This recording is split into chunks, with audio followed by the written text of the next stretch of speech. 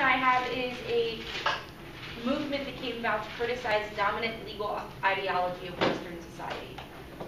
Came about 40 years ago, 1970s. Portions of this, as it started, were legal criticisms of legal constraints that keep actual justice from happening. For example, constraints on how bureaucracies are allowed to function, how we are actually able to enact our laws to keep people from having the justice in society. Next is a criticism of law as politics. Many critical legal theorists say that law is becoming a political movement rather than an actual legal movement. That laws are being enacted that are focused solely on how people think now in society or the opinions people have of others rather than what actual law should be. For example, one could take into account, I guess it's starting to come out now, gay marriage laws, as some people or religious beliefs think that a man can't marry or a woman can't marry, so laws are coming about to keep that from happening, stuff like that. That is something that would fall under line of critical legal studies. The next criticism that critical legal studies enacts is how law serves the wealthy and the powerful. Laws put in place so that businesses can flourish and an ordinary citizen might not.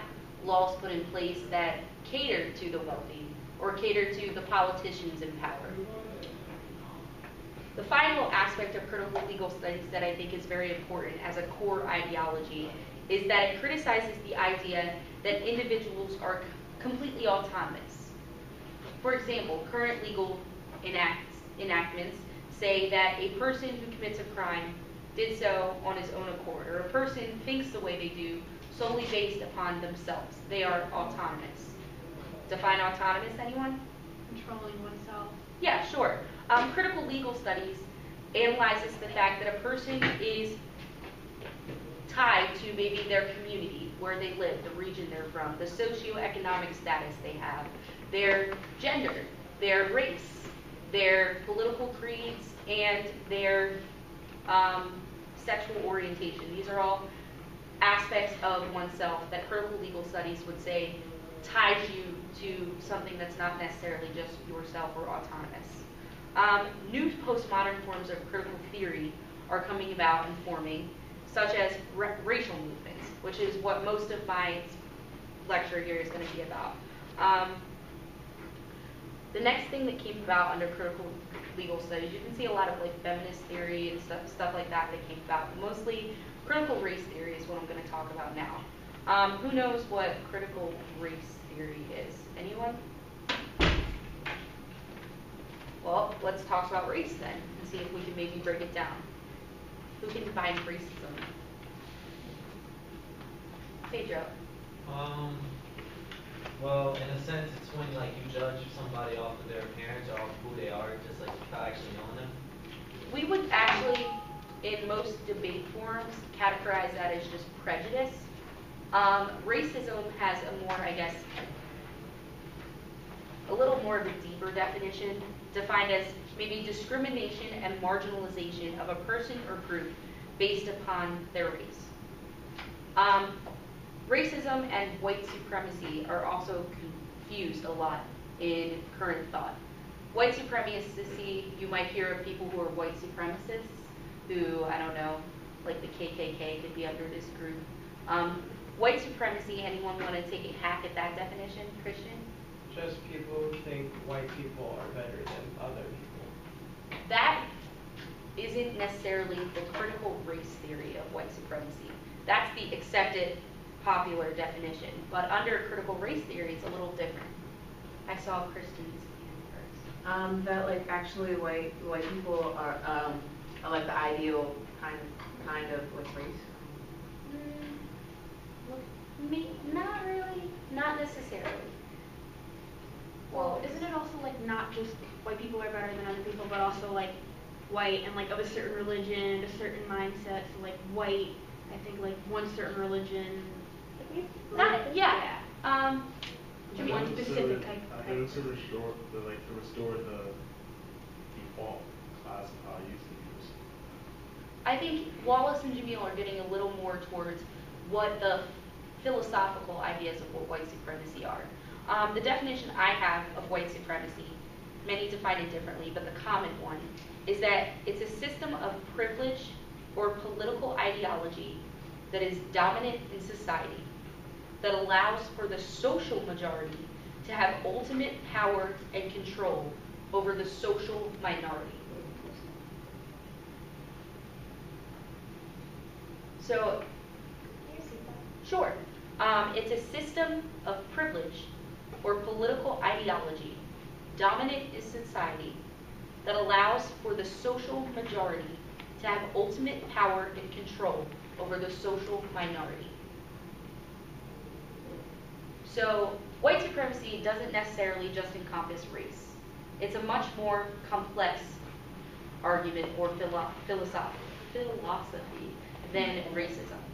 White supremacy is the thought that there is a controlling faction in society. Many say that currently that faction is like the white race. Others say that it is possibly the straight white male race, because white supremacy can encompass things like gender, because oftentimes females, not just black females, are put under subjugation by a controlling majority. Or people who have a certain sexual orientation are controlled by those who are of the majority population. So, I don't know, what can people give me some thoughts of current policies, like legal policies, that could be considered white supremacist? Jamil. I was gonna think about like laws and stuff, but like I don't even think like loitering. There you go. Loitering? Yeah. What was the question? I was thinking about something else. Some examples of current policies that maybe critical race theorists would consider a white supremacist ideology. De facto segregation. Yes, things like that are laws that are put into place that many might not even think about that could be considered white supremacist. And critical race theory has come about to criticize those laws or to criticize the way society functions. I'm going to show you all a video right now that might give you some background knowledge. Be careful, I know this video, the quality isn't good. His face is going to shake a little bit. But this video is by a guy named Devin Cooper. De facto, spelled D-E space F-A-C-T-O, segregation. This is by Devin Cooper. He was a very, very well-known policy debater who did Urban Debate League when he was in high school and still participates in it. Black Rage. Yeah, you'll learn more about it. So. Hi again, everybody. Obviously, we have a lot of conversations with people about race and about racism. If I can make this louder. There's a function right there on the.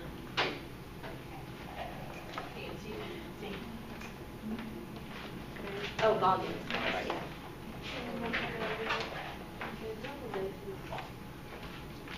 Sure. We live in a post-racial America, given that President Barack Obama has been elected as the first black president. It's weird to me. Hi again, everybody.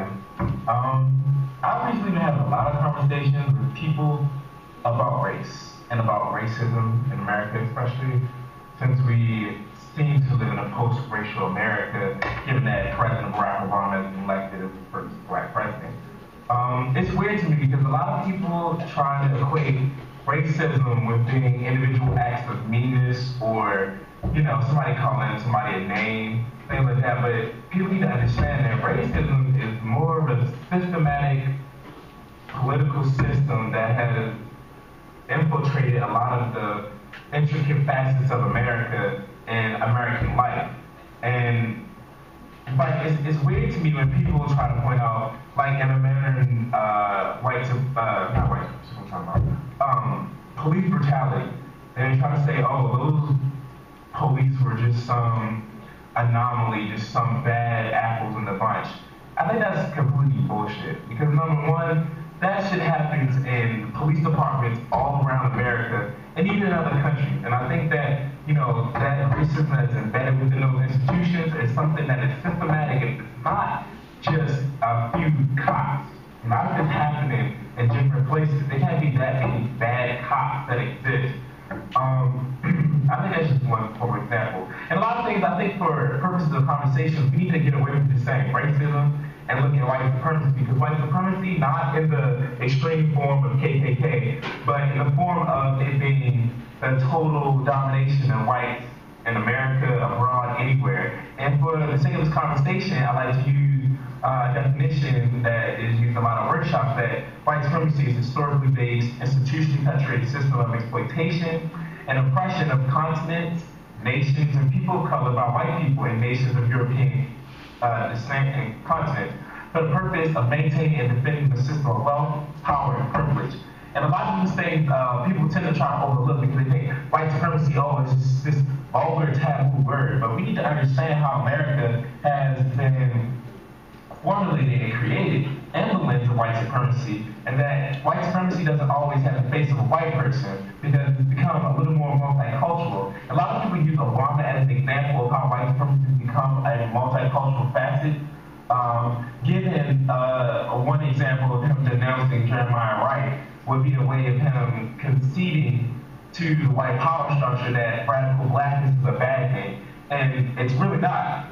Because a lot of us have black rage that needs to be expressed, and given the contemporary system that outlets we were given to express them, it's not enough. And we need to be exposing that and engaging in black rage or whatever type of liberatory structure that we see fit to express the damaging nature to our psyches that white supremacy and racism has done.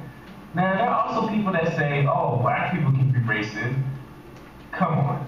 Like, racism is about domination, power, and privilege. And I don't know when a black person or black people have collectively been able to disenfranchise an entire group of people economically, culturally, politically, and socially.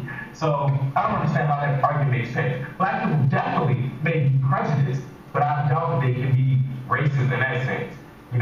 Calling somebody spick or honky is not racism, that's prejudice. That is something we don't have the power to systematically disenfranchise a group of Latino people, nor do we have the power to disenfranchise a group of white people. I think that's just foolish. And I think we need to start reevaluating how we view racism and how we view white supremacy in America if we really want to have the true conversation about it. Because that will be crashed, quite frankly, was not enough. It was very shallow. So think about that, people. Peace.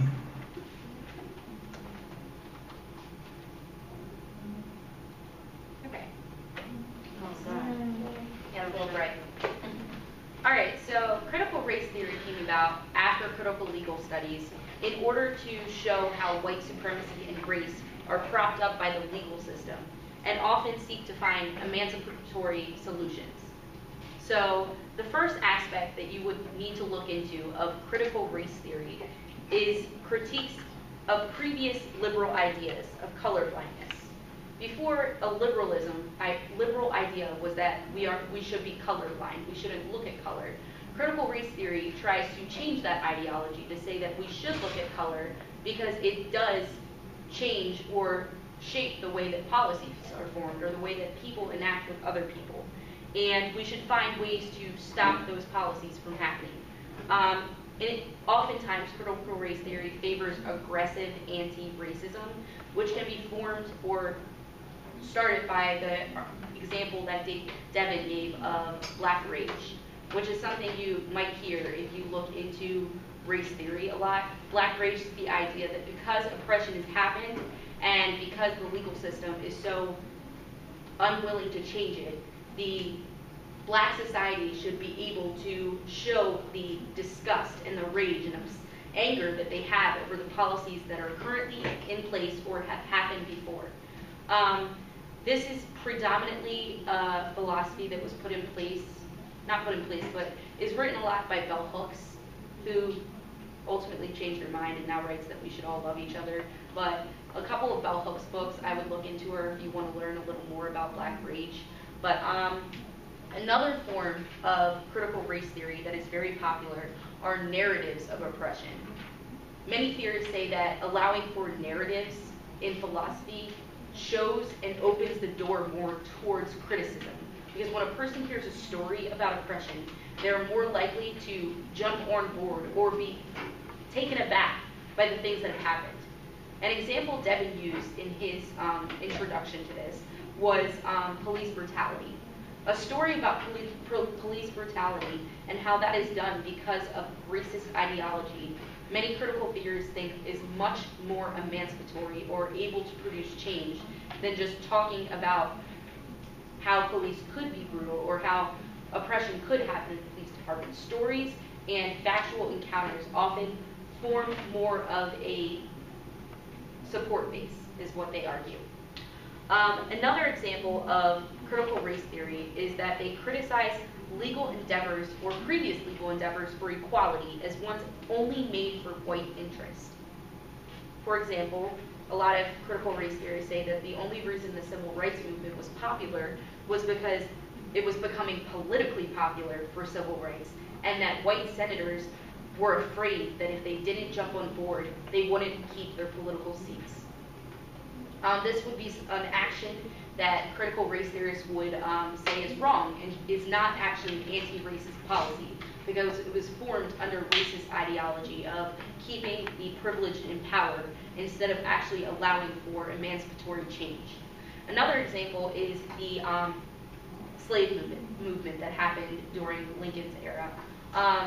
Many say that the reason the slave movement or slavery ultimately became abolished was because, one, it was becoming politically popular in many northern areas to take away slavery because they saw that it was an injustice towards people.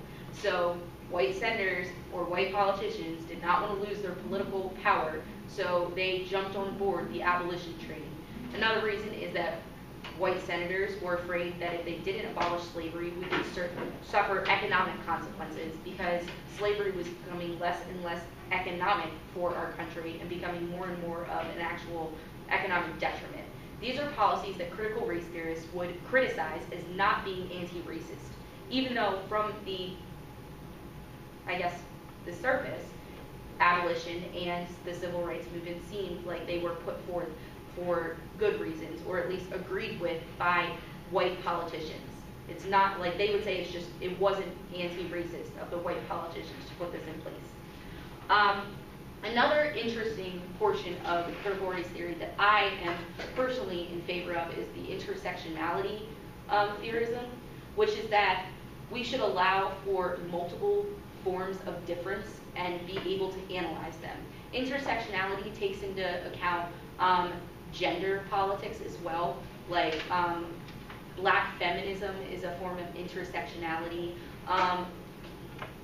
I would also say that black queer studies is a form of intersectionality because it takes into account many different forms of oppressed groups and tries to understand how those oppressed groups and the solutions for that would function differently than just for black studies.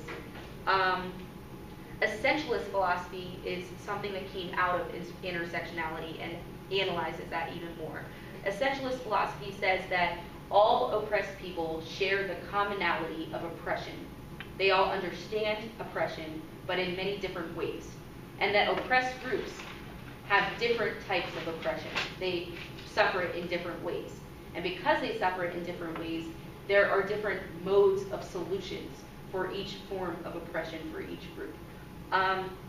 The final, and I would say this isn't just every form of critical race theory, but it's the most popular forms, is nationalism. This is probably the most radical form of critical race theory.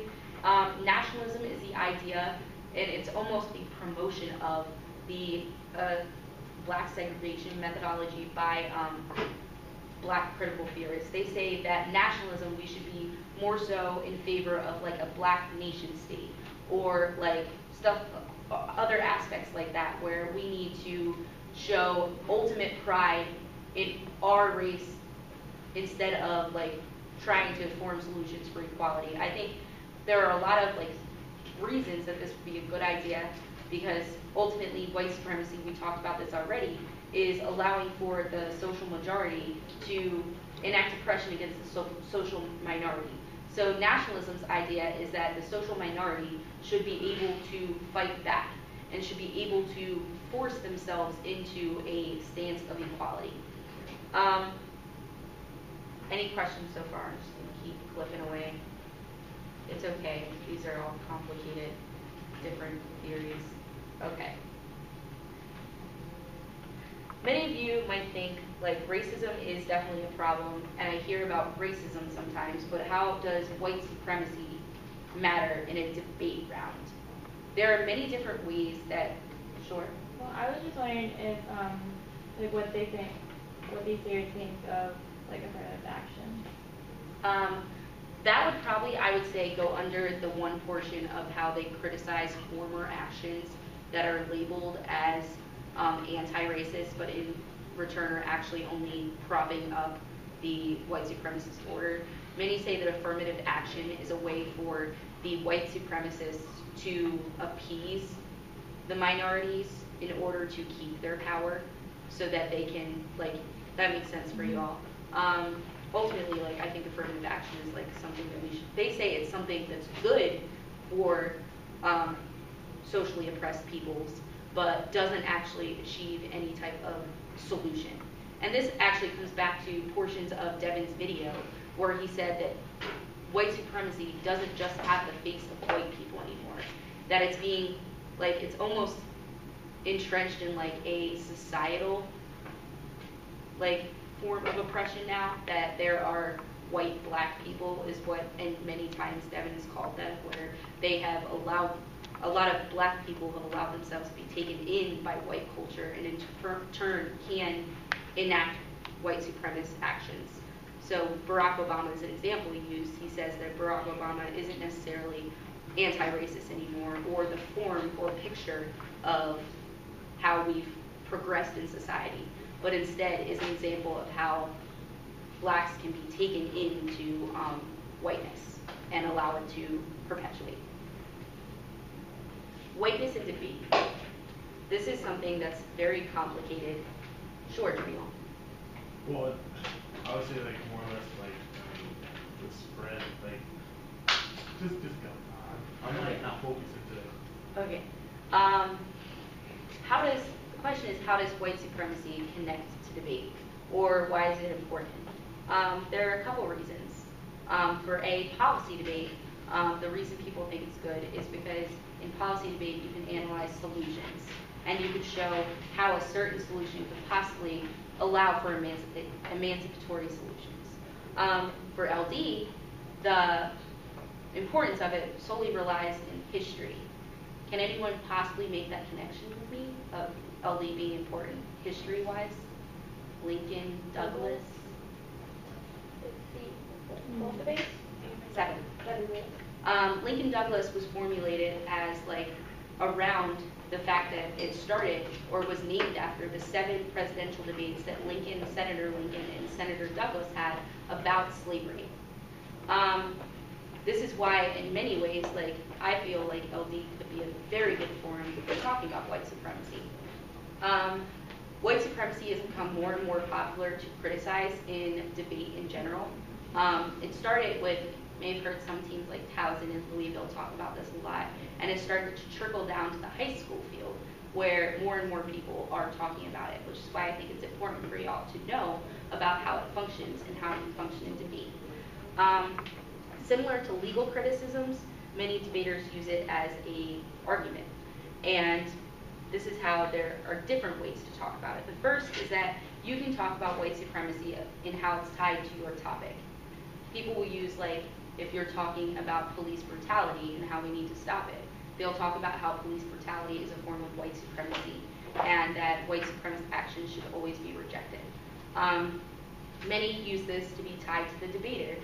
They'll say that and it's more of a narrative form of debate, like, I've experienced white supremacy, here's my narrative, so that the judge and the debaters can see this example and try to, I guess, open their eyes about it.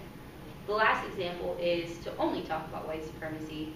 It's getting more and more popular that people avoid any type of topic to talk about white supremacy because they say it's the most important issue of all and that we just need to evaluate it.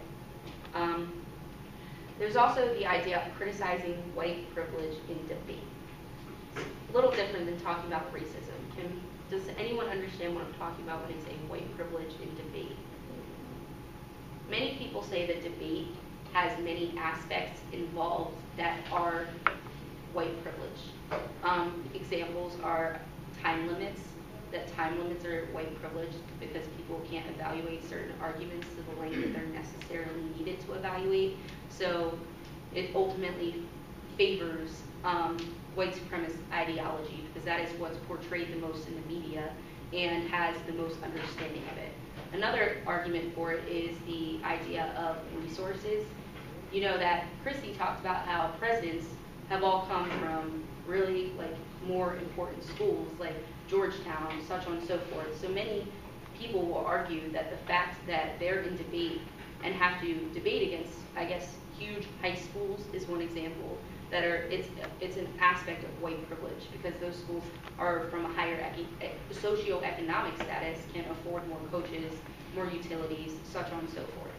A lot of people also say that spreading is an example of white supremacy in debate or white privilege in debate because it's a learned activity. So in order to achieve a learned activity, you had to have been able to, I don't know, go to a camp in high school, and this is all basically back under the idea of not being able to achieve that if you're from a lower socioeconomic status or from a like minority point of view. Sure. But if they're pretty much with the spreading thing, they're saying that if you came from a lower socioeconomic like place and that means you couldn't go to a camp to learn spreading, is that like sort of the assumption that they're making? Yep, that's an example of why. How does that have to do with race? Well, it's like I said, white supremacy isn't just a form of race politics. White supremacy is the idea that we can subjugate groups of people for any type of reason because they're a social minority.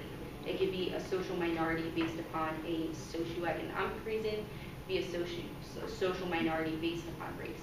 That's how the idea of, I guess, those types of politics is changing and evolving because they recognize that classism is becoming a big thing and is probably a part of white supremacy. Other aspects are just the fact that judges give more credibility to certain people in debate. And they say that although it's an act of racism, is another way that the white privilege argument is still put in place. Another reason is that people say many, I guess this is still in line with judges, evaluate certain argumentation at a better level than others based upon, I don't know, cultural speaking, like how you speak, how you choose to deliver arguments, such on and so forth. Judges put more credibility on their culture rather than other cultural points of views. So these are all different ways. And while you may disagree with some, agree with some, these are just the types of arguments that people will put forth that exist because of white supremacy, they say.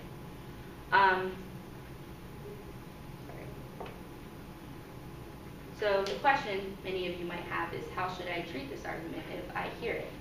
The first thing is to be careful of like modulars that exist in their argumentation, because they most definitely do exist. It's not simple, because race debate isn't simple. Race debate is complex, and we should definitely give it a complete, like a priority of understanding, because it exists and we should look at it. But modulars are different ways that someone could access the debate. Like, they're not just going to say racism is bad and we should stop it. That's a little too simple. People are going to make arguments about how race debate exists in society. They'll provide a narrative, and then they'll say society allows for this to continue. They'll provide an organic intellectual's opinion. Organic intellectual is someone who has experienced something. So they have first-hand knowledge. And all of these are different modulars that they can access the debate through.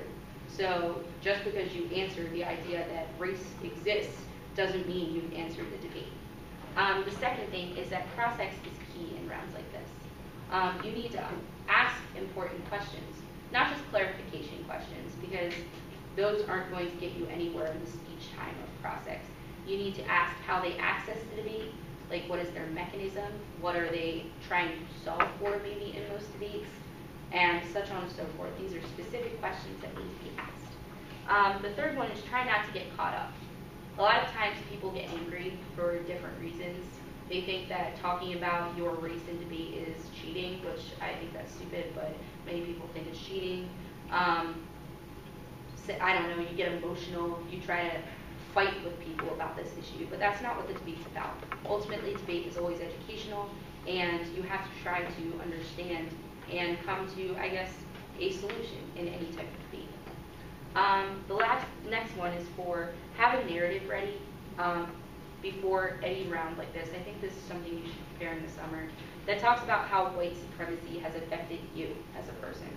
Obviously, white supremacy is going to affect every person differently, but it does affect everyone. From one person's point, it might be I have allowed for white supremacy to continue in these ways. Like, I thought about this. I went to a camp. I learned how I have done stuff like this, and it's wrong, and I need to change it. That's still a narrative, and it's something that is still educational and should be put into a debate if you have it. On the flip side, you might be like, here's how I've been oppressed. Like, here are the things that I've suffered. Like, your suffering isn't more important than mine. So that's not what this round should be about. Does that make sense? Next is to decide. This out of transportation. That's the argument. A lot of people now in high school and LD are not talking about the topic. They'll just talk about their experiences. Like,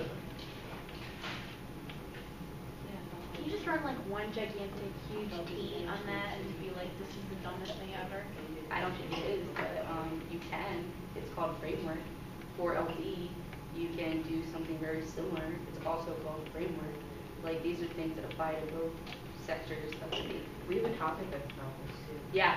A lot of times, that's the one good thing I think about LD is that they are much more open to allowing for criticisms of white supremacy to be the focus of debate, whereas I don't think that policy debate does that as much. So if they debate this in policy, oftentimes they choose to just eschew the topic. So the fifth thing is to decide your meta strategy. Do you want to be offensive, defensive, or preemptive? For example, if you're affirmative, you can just read offense against this type of strategy. Like, I think that state action is good, here's my plan, or something like that. I think here's my affirmative, whatever I'm talking about, and I'm just going to answer you on the straight up. The next is the defensive strategy, choosing a philosophical plan or affirmative to run and saying that you do what they say should be done. Like, if you say that police brutality should be stopped, you're affirming an instance of white supremacy that should end, if that makes sense. But the next is the preemptive strategy. The preemptive strategy is to formulate a case that criticizes white supremacy on the face. So when they run an argument about white supremacy, you can be like, haha, we spoke first, we talked about white supremacy, and it's bad, and we agree with you. Now, what do you do differently than us? That strategy has some flaws. If they say you never talk about this in rounds except for the ones you hit us, you might sound a little not genuine. So be prepared to answer that. 6 is explanation and story is key in these rounds. Debaters who make this argument are trained from the start in persuasion and less in substantial argumentation. So you need both. These debaters know how to talk, and they do it all the time. They are going to want to talk all about white supremacy because that is what they study. That's what they know, and they are going to be good at it. So you want to be able to be persuasive. Don't just be monotone, don't be boring. Like, you might be able to get away with that in rounds that aren't about white supremacy, but you won't be able to get away with it in these rounds. You have to be persuasive. You have to be putting your best foot forward. I heard a horror story. One of my We'll save stories till later. Okay. Okay. So not only do you need to be persuasive, which is obviously what they're going to be good at, you need to know your facts. So this is a debate I think everyone should have knowledge of. One, not just for debate, because it's a huge problem in society now to allow for power politics to exist that subjugate certain groups. And this is something that we should talk about and we should know about. We should know the history behind it. So I recommend reading 1 or 2 books about the civil rights movement and how it came about, or about how the state allows for instances of racism to continue. Like, these are things that you as an educated, informed person and citizen should know. Okay, 7 is be ready for surprises and don't let anything catch you off guard. This type of debate is probably going to be different than the normal debate you're used to. These people might sing, they might dance, they might play music, because that is certain aspects. They, like, white supremacy and criticizing that debate oftentimes relies upon different types of aesthetics and research. These are still arguments, so you shouldn't just ignore them. Music by Lauryn Hill, if they play a song by her, is an argument. It talks about, like, a lot of her songs talk about how society allows for this to continue, and that is an argument. So make sure you don't just ignore it, because you'll be criticized for it, and it's probably bad of you to ignore things that another team does in round, because it's not familiar.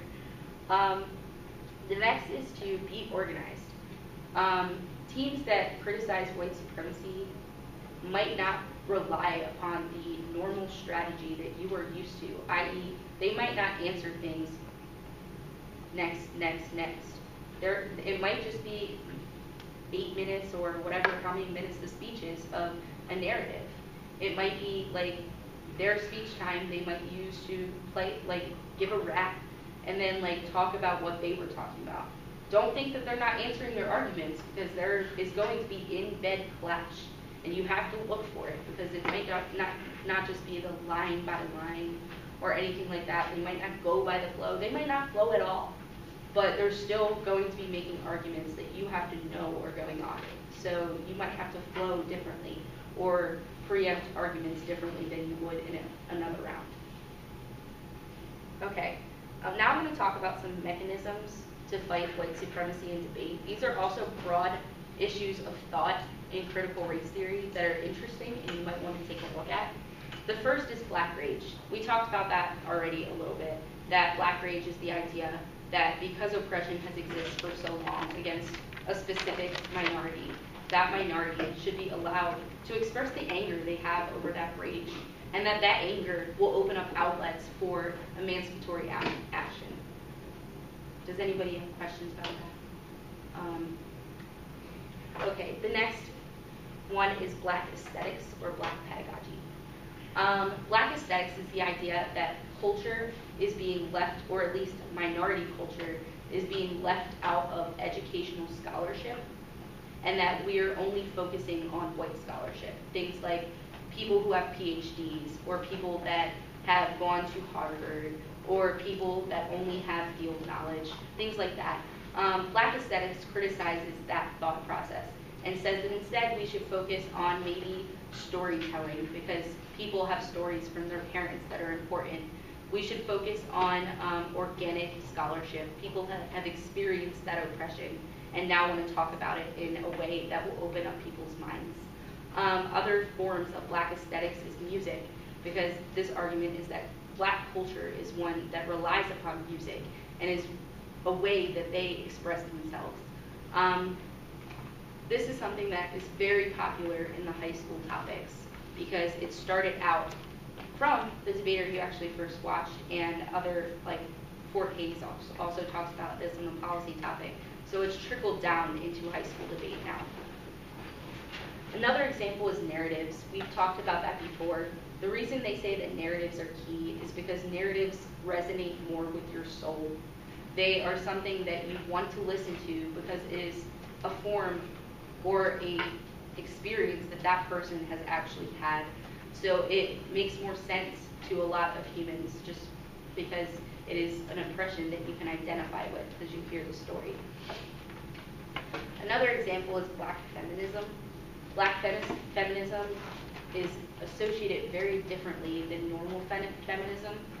It's the idea that the black female is the most subjugated of all race or of all identities, because not only is she black, and that is something that allows for oppression, but she's also a female, which is another reason that genders is taken into account and said that that means that she, of all people, knows oppression better, and her stance should be taken above other stances of oppression and analyzed for the way that it can be emancipatory.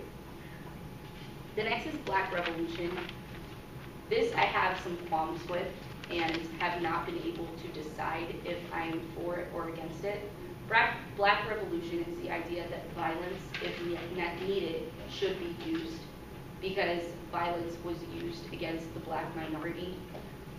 This combined with Black rage is often utilized in debate or in just theory in general. Black Revolution is the idea that the Black populace should take over power in any way possible, and if necessary, and often calls for the violence upon or killing of white supremacists. I don't like killing in general, which is why it kind of catches me off guard and I have some qualms. But the idea is that if we don't cut off the oppression now, there's no way it's ever going to stop. So an act of violence stops the cycle of violence. Next is genealogy studies. Who knows what a genealogy is in here? It's like the study of like your family and like your lineage. Sure. Genealogies in critical race studies are used to evaluate ancestry and time periods. This many times goes back to evaluating the genealogies of the slave era and how they were like just telling each genealogy story and how their past affects the future. Many say that evaluating genealogies allows us to stop the cycle of human time replication, or error replication. We can study the genealogy of the slave period to understand how we can stop that from ever happening again. We can study the civil rights movement to understand how we can stop ourselves from doing something in the future that would do this. A lot of people say that evaluating genealogies now would be able to stop current ideas of repression, such as repression of gender that's currently having some output right now, the repression of sexual orientation that is becoming a huge debate now, says that Black studies would be the best way to combat those current ideologies. Another example is music. I've talked about this a lot above, but music is something that most critical race theorists see as critical to their movement because music is often portrayed by the most marginalized people.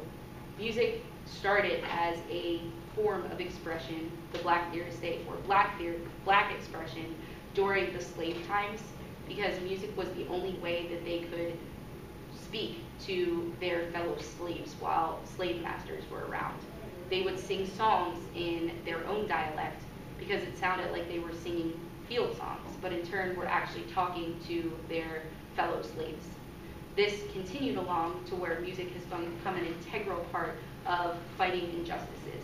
Now rap is becoming integral to speaking against injustices because that's the way that the story goes. That's why evaluating history is key to understanding the future and the present. Another example, which will be one of the most common, I can't highlight it enough, in high school debate, is something called the three-tier process. The three-tier process uses 3 different types of information to provide for solutions.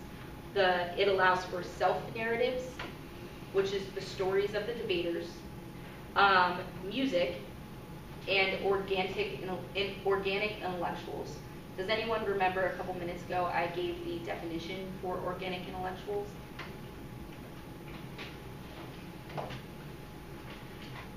See how good your notes are. I have everything but that. Yeah. Yeah. I missed that. Sure you mentioned it? Yeah, you I said know it. it's You definitely- said it. Organic intellectuals are people that have experienced what you are talking about and have written about it or have spoken about it. It's almost like field knowledge in white scholarship. Like we say, these people studied this, now they know X because of the studies they've done. But instead, it's this person experienced this. Here's their story. here's why it's good, like here's what they say. So an example of an organic intellectual, we've talked about Lauren Hill would be an organic intellectual. You okay? Sorry, I was shutting you down. It's all good, I did the same thing. Another organic intellectual people would use are, well, actually, let me have you guys name organic intellectuals. Should be able to name a few. Who's the lady who lives like the birdcage? She's a friend of Oprah, and she's like cute. She's very I know where the cage was named. Yeah. Huh? Yeah. Yeah. Yeah, Maya Angelou. Yes, I can never pronounce her name. Would be an organic intellectual. A few others would be, he just died. Alright, well, you get the point. I'm not going to continue.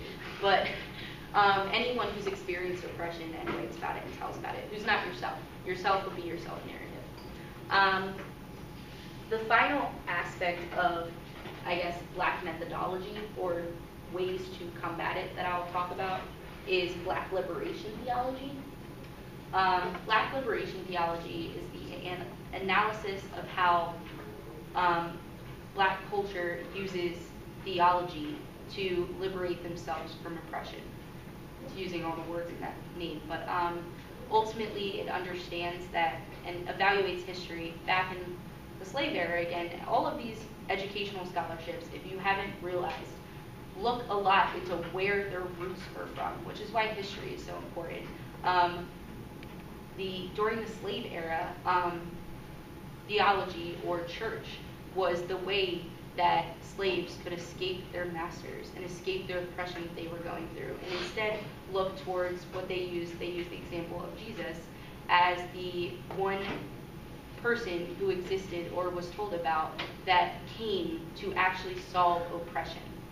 And they used that picture of the man who was here to solve oppression to identify and in turn cooperate with each other to find some sort of emancipatory conclusions, and to also find solace so that they aren't stuck in the oppressive situations they're in without some sort of comfort, which is ultimately what they want to do. They also say that the church, or the Black church, is where they can go to be together and not to be forced away from each other. Ultimately, the idea is that during times when Black slaves were not at the church, they were not allowed to communicate with each other, and they weren't allowed to do anything together. But at the church, they could go and be together and to have community with each other. Ultimately, the idea is that under culture allows you to associate with people of the same creed as you or of the same race as you, and that is key, they said, for Black culture. Any questions so far? This was a pretty short lecture. I haven't really went in depth, which is why I'm sending you all tons of book names and articles. But ultimately, I think the idea that you need to keep in mind is that to keep an open mind. I know a lot of people aren't willing to listen to this, and I think that's a bad idea, because this is a huge relevant part of society right now, that racism exists. You've seen the brutalities that have happened in the police. You've seen, everyone I assume here has seen the Trayvon Martin case and heard what's going on with that. These are all examples of how oppression continues, and we need to act against it. There's no such thing as neutral racism. The idea behind all of these critical theorists is that you are either for us or against us. You can't be neutral. So I think keeping that in mind, you have to decide if you're going to be for or against. And I think everyone should be against, and you should look into this history and look into how you can identify with this. I would say a lot of the genealogies and narratives, or even just any type of analysis of how Black scholarship works, says that this is the way that any marginalized group can bring themselves out of that oppression. So this isn't just something that only one race can identify with. I feel like every race, every form of oppression can identify with this. and learn how to find emancipatory solutions. And that's what debate's about. Any questions? One way to run, right? White supremacy in states, would that be bad or good? Actually, that's a good question. I debated a lot against a team from Emporia who used their own narratives in debate to say that we need to have grassroots solutions from like the communities and stuff to find ways to fight oppression. But my partner and I during that year talked about how grassroots solutions aren't the way to solve for oppression, but rather a reconfiguration of state action is key to solve for oppression, because ultimately legal action is what allows for oppression to continue because it legalizes it. So state action is key to take those policies away. A lot of critical theorists would disagree because they would say that that's yet another masking of white supremacy, because you are just allowing white privilege to continue in a dominant system. Alright, but like, even if you do such thing, you put it in the state's hand, wouldn't more or less you just create a bigger gap because you'll decide which state is for white supremacy and which one is against it? These are definitely issues that can come about. I think I actually have a lot of literature, not necessarily for the state's issue, but just for governmental actions. If you are truly interested in that, I have tons of literature I can give you that I have from 2 years ago when I talked about that topic. Any other questions?